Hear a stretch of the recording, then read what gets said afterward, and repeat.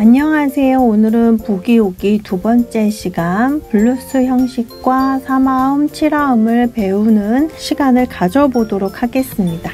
재즈는 악보에 그려진 게으름을 보고 연주하는 것이 아니라 작곡과 편곡과 같이 공부해야 하는 음악이에요. 그래서 장르를 알아야 하고 형식도 알아야 하고 리듬과 화성을 배우고 이 모든 것을 종합적으로 표현하는 수업으로 들어갑니다. 그래서 처음부터 배워야 할 것이 너무 많은데 재즈 음악 공부를 잘하기 위해서는 국어, 영어, 수학 공부하듯이 쓰고 생각하고 표현하고 수정하고 들어보고 하는 과정을 반복해서 몸에 체득이 될 때까지 연습해 주시면 됩니다. 그래서 부기오기 이 책을 통해서 음표도 많이 그릴 거고요. 코드와 화성학 이론 공부도 많이 하면서 써보려고 해요. 우리가 재즈 음악을 연주할 때에는 틀렸다라고 하는 말을 쓰지 않을 겁니다. 재즈에는 틀렸다라고 하는 것이 없어요. 안 어울리는 거예요. 장르와 코드가 안 어울리는 겁니다. 리듬과 박자가 어긋난 것이지 틀린 게 아니에요. 그래서 실수했을 때 나는 못해 라고 자책하지 말아주시고요. 너무 긴장하지 않았으면 좋겠어요. 다시 누르면 되고요. 다시 지우고 쓰면 됩니다. 그리고 이해가 안 되시면 카페에 글을 남겨주세요. 이 책에서는 형식은 블루스 형식, 장르는 부기오기, 리듬은 스윙, 코드 진행은 1도, 4도, 5도, 멜로디는 블루스 스케일을 사용했어요. 네, 그러면은 우리가 창의적으로 음악을 표현해 보도록 하겠습니다. 현재 배우는 장르는 뉴올리언즈 재즈에서 부기오기 장르를 배우고 있는데요. 재즈 역사를 살펴보면 부기오기는 거의 이야기되지 않아요. 레그타임, 블루스, 그리고 바로 스윙으로 넘어갑니다. 제가 부기오기를 선택한 이유는 부기오기는 왼손이 스윙 비트를 다 연주하게 되어 있어요. 그래서 스윙 리듬 공부하기에 좋고, 레그타임은 스윙 연주할 때에도 많이 사용하고요. 디즈니 애니메이션에서도 가장 광범위하게 연주되는 연주법이에요. 그래서 저도 부기오기 다음으로 레그타임을 살짝만 이야기하고 바로 스윙으로 넘어가도록 할게요. 그러면 형식부터 살펴볼게요. 블루스 형식은 12마디로 되어 있습니다. 형식이라는 용어의 의미는 동화책 쓸 때 발달, 전개, 절정, 위기, 결말의 형식 안에서 글을 쓰듯이 12마디 안에서 블루스 스케일과 코드, 그리고 드럼 비트를 사용해서 음악을 표현해야 한다는 것을 의미해요.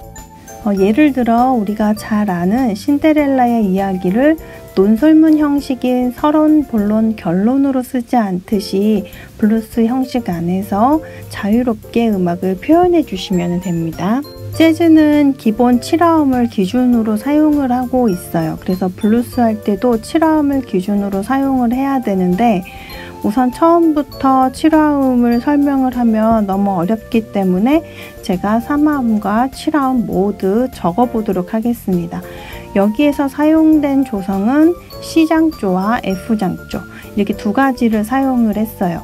12개의 스케일을 다 기억해야 된다라고 하는 이야기가 있는데 재즈는 멜로디를 관악기, 트럼펫, 트롬본 등으로 표현을 하기 때문에 12개보다는 우선은 3가지의 장조를 잘 알면 되거든요. C장조와 F장조 그리고 B플랫 장조를 잘 알면 돼서 우선 이 3가지를 기준으로 해서 7화음과 3화음을 그려보도록 하겠습니다. 도표는 메이저 스케일 12개를 기준으로 해서 이렇게 화면에 제가 이제 그려 놓았는데요. 샵과 플랫을 다 아시면 적어 주셔도 되지만 눈에 좀 확 들어올 수 있게 기억을 돕기 위해서 한글로도 써주시면 좋으니까 한글로도 써주시기를 부탁을 드리고요.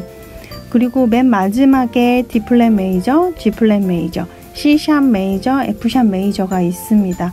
제가 2개로 표기한 이유가 재즈에서는 플랫조보다는 샵조에 있는 코드를 많이 쓰더라고요. 왜냐하면 샵조에 있는 코드가 인심표가 많이 안 붙어요. 그래서 눈으로 확인하기가 편해서 우선 이 두 가지를 잘 기억을 해주시고 그 다음에 샵조 위주로 기억을 해주시기를 부탁드립니다. 샵과 플랫을 기억하는 방법은 샵은 마지막 다음 음이 조성 이름이고요. 플랫은 마지막 음 전의 음이 조성 이름입니다. 조표는 여러분들이 잘 아실 것 같아서 이렇게 정리하도록 할게요. 이제 사마음을 그려보도록 하겠습니다. 사마음 그리는 순서는요. 앞에 그린 조표를 참고해서 그려줍니다. C 메이저를 그릴 건데요. 앞에 조표를 보면 C 메이저엔 조표가 없어요. 그래서 앞에 아무것도 붙지 않습니다. 그리고 이제 스케일을 그려줄 건데요. C는 게이름으로 도이기 때문에 순차적으로 C까지 7개를 적어주시면 됩니다. 그리고 흰 건반을 기준으로 해서 3칸씩 2번 이동해 주셔서 그려주시면 돼요. 흰 건반을 기준으로 3칸씩 2번 이동해서 그려주시면 앞에 있는 화면처럼 됩니다. 그리신 코드 밑에 숫자를 적어주세요. 이 숫자가 굉장히 중요한데요. 재즈는 모든 것을 숫자로 표기합니다. 코드도 숫자로 표기하고요. 스케일도 숫자로 표기해요. 그래서 여러분들이 이 숫자를 잘 기억을 해주시면 좋아요. 그리고 코드 게이름을 적어주세요.